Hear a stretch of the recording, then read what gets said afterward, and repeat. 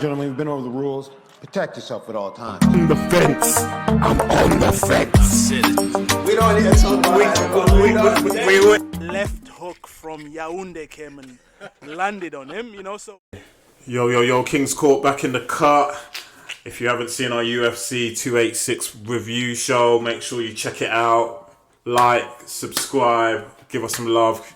Slide into our DMs, comment, wherever. This is your guy, Obasogi. Yes, it's your guy, Mardi. Let's go. I would probably say, as a channel, coming up to our 2nd year anniversary, maybe our biggest ever week. Yeah. Just saying. Yeah. Might just be our biggest ever week. So Mardi managed to infiltrate the Bellator 292, was it pre-fight? Pre-fight press conference, and actually got to speak to and question the one and only legendary Benson, smooth Henderson. What a guy! Sick move. What a guy! Where your knees knocking, and where you try not to stutter, and where you sweating like a fat kid in a cake shop. I was sweating. I was shaking, nervous as heck to be in the presence of greatness. You know. Benson, former WBC champion, former UFC champion, multiple UFC champion, and unfortunately not a Bellator champion. Imagine that. Imagine he'd sealed the deal there, though. That's the thing. That would have just, I mean, his legacy's already cemented, but that would have just further pushed that on and further cemented it. But it wasn't meant to be. So he went up against Khabib's cousin last night. Oh my God. 24 years old. By the way, Usman Nurmagomedov, 24. Yo. So scary hours. Scary dude. Like the thing that he did to Benson Henderson, first round. No. And Benson is, trust me, if you follow his career or you retrospectively go back, the guy was one of the best escape artists out there in terms of escaping sticky situations. Yeah. Usman weren't letting him almost escape. Almost Usman unchokeable. wasn't letting him off the hook from the second number one. Yeah. It was one-sided, and unfortunately, Benson was on the receiving end of it. Dude's turning 40 later this year, and obviously it ended the way, a true gentleman and a man of his word. He said, look, in this Grand Prix, it's 4 fights to the $1 million and the belt, retaining the belt at the end of it. Yeah. If I lose any of these fights, obviously you're out the Grand Prix. He's gone out, and he said, well, if I lose, I'm done. And he put the gloves down, unfortunately, at the end. That's it. It was sad. And I was on the post-fight press conference as well. I didn't get a chance to speak to him, but he broke down crying on that post-fight press conference, which was so emotional. But the love and support that he got from the Bellator fans and all the support was great. But yeah, I just want to take a second again to speak about Usman Nurmagomedov. Like, this guy is silly. Like, he dropped Benson with a head kick out of nowhere. Benson was talking about who he thought he was going to come out southpaw. He came out orthodox. Head kick came out of nowhere. Boom, went to the ground, took it and tapped him out. This guy is serious. Like, to get this belt as well. I've forgotten who it was now. I don't want to say anything. I think it was Patricky. Pitbull. Yeah, Pitbull. I think it was Pitbull that he beat. And he's looking silly. And not only that, in his corner. Oh, let's just. That's my next visual. The corner. Wait, this is the golden circle of a corner. So he's got. Mad. Let me just give this. He's got Islam Makhachev, UFC champ. He got Islam Mamedov. He's got Usman Nurmagomedov. He's got Javier Mendez. Chai. This. And Khabib on the other side of FaceTime or WhatsApp or whatever. Exactly. And, it's silly the amount of just input he'll be getting there. Even training with these guys, training with Coach Javier, training with Islam, all of these guys. It's mad. And AKA and all the Dagestani guys, they're just doing bits. And, not playing. And one of the questions I wanted to ask him, who actually is the best lightweight in the world? Oof. That's what I wanted to ask him, because I mean, he would give respect to his brother Islam, but For me, he's more well-rounded. Scary. That's what I'm saying. It's scary hours. Like, I think Islam's ground game's better, but as a martial artist and a mixed martial artist, maybe that's why they came up with the tactic of divide and conquer, just to avoid that situation. It's a bit like the Klitschko's in boxing. They were both heavyweight champions. They were never going to fight each other. Yeah, there was never. No chance. And this will never happen. Yeah, exactly. So, much respect to oh gosh, I forgot his name quickly. Also, much respect to Usman. Much love to Benson. Wishing you all the best. But there'll be a new Henderson in the Bellator in a matter of time, I think. His wife is already confirmed. That's why they've done a swapsy. Yeah, that's true. He's going home to look after the children and look after the house. That's it. And I believe, I don't want to get her name wrong, Maria. His wife is, when he signed to Bellator, she'll be making her debut. Hubby's going to be looking after the family in the home, and she's put her, like every amazing woman and wife usually tends to do, she's put her career on hold to allow Benson to flourish the way he did. Fair play. Behind every great man is an even greater woman. Yeah. Now, they flipped the roles and she'll be in Bellator. Exactly. So that's quite exciting. Mad. So we'll see Benson very soon. He'll be in a corner. Yeah, of course he will be. 100%. Oh, that's gonna be sick if she does bits and gets the belt. Yeah. Then for me, then it's his belt as well. Exactly. What's mine is yours, baby. What's mine is yours. That'll be interesting to see. So looking forward to that. Massively. And then sticking on the theme of Bellator, Linton. Swarm Vassell. The Swarm, come on. Also got Big to man. speak to him. Well, not me. I was queuing up. This guy was getting all the questioning in the presser the other night in San Jose for the pre-fight. Got to speak to Linton, who gave a lot. The changes to his coach, his mindset Mike, his mindset coach, and changing in training, and he looks absolutely phenomenal. Killer. Absolute Killer. Beast, and a person who beat him previously as well. Yeah. So it was all about redemption and revenge, and he absolutely secured it. Yeah. Yeah, big time. He had to fight a bit of adversity. When we talk about adversity, he got taken down twice, and he had to sprawl. Really and truly, it wasn't really adversity. I think he was even being hard on himself, saying that I wanted to get up a bit earlier. Man got up and gave the guy a big right hook. I'm going to see the sound like. Oh, Man. we'll throw the clip up, but the right hook. Oh, drops him. Nice left, and then the ground and pound and the elbows. The elbows were nasty. And there was the last. That snap on that last elbow was. Night. Bob's your auntie, Fanny's your aunt. I don't know what I just said. Bob's your uncle, Fanny's your aunt. I see Linton's got me getting all my sayings mixed up. But absolutely, he's a heavyweight contender now. Oh, massively. Confirmed. Heavyweight contender, he's the number one Bader, contender. watch out. This is it. Bader. This guy is on a tear to try and right the wrongs of his past. And he's already lost to Bader. And he's coming to redeem that. Jeez. So big up Linton Vassell, man. Yeah. And thanks for showing us love as well. He's been showing us love on the socials. Yeah, hopefully we'll get to speak to him again soon in the one-up to the title shots. Come on, Linton. Man. Absolutely doing bits. And then unfortunately, both pre and post, we wanted to speak to MVP. Yeah. We wanted to speak to Michael Venom Page. It's true. The man then reached out. I was in his DMs going, look, MVP, you want to speak to the man then. We're going to ask you questions. Not those same old boring, grey, vanilla questions. We're going to ask you some questions with a twist. We're going to get some real profound quotes out of you, the way we got out of Benson. That's true. Benson was dropping the truth bombs from massively. the one question that Mardi asked. Massively. It was levels. It's true. MVP, don't avoid us. Come on, When lad. you see this, or if you guys see this, all get into MVP's DMs and say, we want to see you in the King's Court. That's it. Chop it up. Friends in the Mix it court. up. Come on. MVP didn't last long. Back in Bellator after his bare knuckle hiatus and his little, let's call it secondment.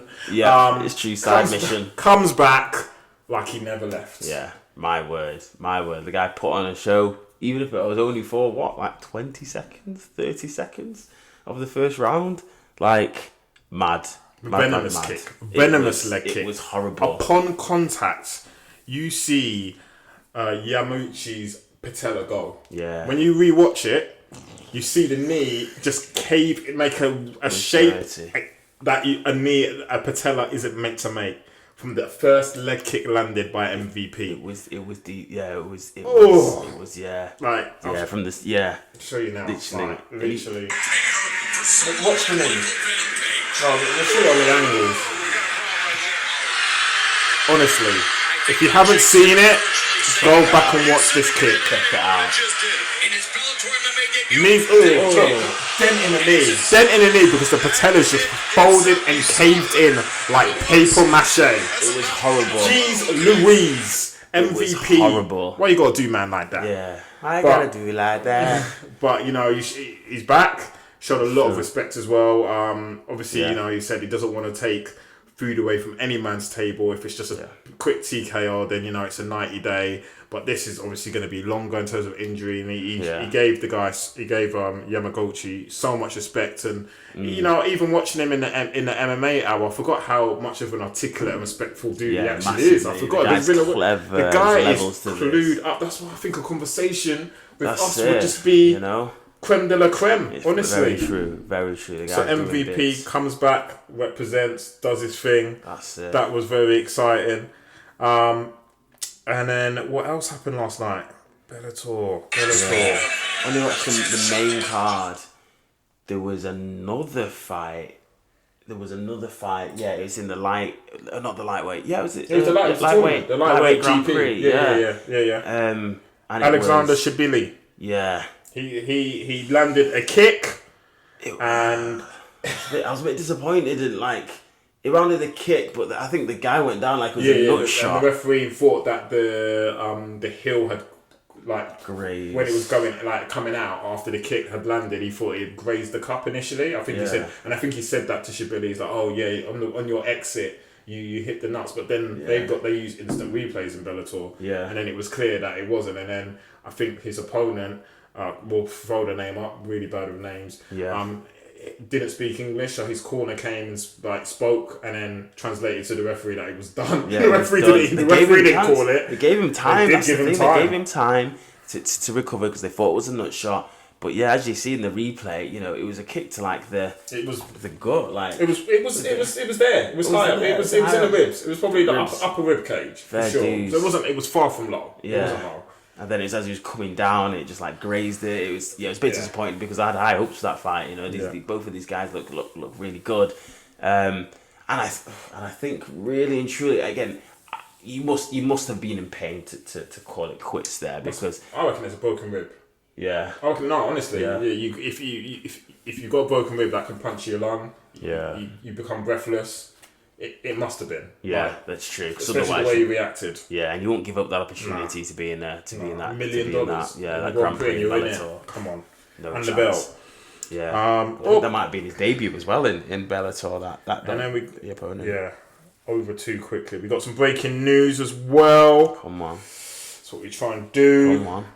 That's the whole point of current affairs. We've got Sterling versus Cejudo, bantamweight title belt announced May the 6th in Newark. Come on. So it's on, official. Yeah, that's it. No speculation. You know, we knew it was coming, but this is what we need. We want it to be confirmed. We want it to have the ink or the blood, you know, on paper from these two guys. That's going to be an absolute spectacular fight as well. The levels of these two, of the wrestling. It's like quadruple cringe though, because they're both the most cringiest personalities. They're both cringe. Cringe on cringe on cringe on cringe. Oh, the whole one up is going to be absolutely. I'm going to be looking at it through my fingers, going, "Oh no, what did he say?" And "Oh no, what's he wearing?" And "Oh gosh, it's true." Triple C is going to be back with all his with his Olympic bloody medal and everything else, and Aljo's probably going to rise up to it and become even more cringy. But it's going to be a spectacle. It is, because their skill set, both of them. You know, they don't mess around with these guys. They know what they're doing, and I think this is going to be probably one of the best bantamweight fights we've probably ever seen in terms of the technical ability displayed by both fighters. Wow, it's going to be fun. Looking forward to it. It's going to be fun for sure. And then I just saw a little bit of trolling from Alex Pereira at Izzy.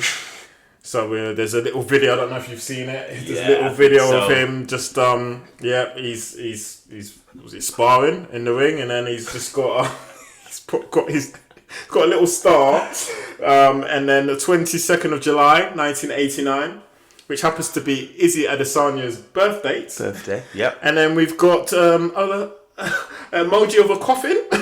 And the 8th of April 2023, which is the date they're fighting. So Pereira's full on trolling him again, which is what he did in the last fight. He is throwing up old images of the son laughing at Izzy getting knocked out in their kickboxing days and trolling him on the hoverboard and all of that. Imagine he could speak English. Imagine. That's it. The thing is, I don't think I've even seen him speak Brazilian.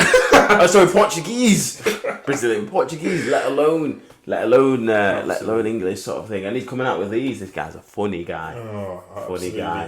Hilarious. And then I made a little bit of a comment on Cyril Gane. It's getting a lot of likes and traction though on Cyril Gane's recent post where he's like back in training and stuff. And it's getting lots of love. I just said, look, Cyril, you're blessed and you're highly favoured. Please take up Khabib's offer and go to Dagestan and upgrade. And I was nice with my wording, and upgrade your wrestling. Yeah, getting a lot of love. Level up. And level just up. This is That's all it is. This is Khabib. Come to Dagestan. 1.5, 2 years, learn about wrestling, learn how to wrestle. His last fight showed his weakness. He have to learn how to wrestle. I don't wanna be like, forget about your coaches and come. No, bring your coaches. Bring your coaches. You don't have to come to Dagestan. There you go. That's respect. True. That is respect, yeah. Cyril, King's Court, we're co-signing it. Go to Dagestan, please. And if you don't want to bring off your coaches, take them with you. Yeah, that's it. The Nelk Boys did it. They survived. You'll be fine.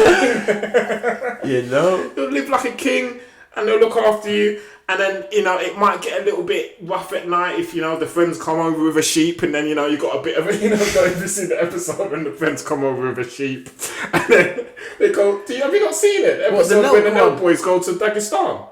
Yeah, but I've seen it, but I didn't see no sheep. No, when they first land at Islam's camp, everyone's asleep, and they're like, what's going on? And the translator tells them, things went down last night. And they're like, hey, what happened? Oh, they had some friends come over, and when there's a sheep, it gets messy. So there's a sheep, and it went down. So, I don't even know what to say about that one, but you just never know. But true. Cyril, please. Got to change it up, brother. That's because it. if you don't change, then you'll never get a different outcome. Yeah, so be found very out. much required. Be found and out. then I'm just gonna wrap up. It's not really breaking news, but when we've talked about the goal.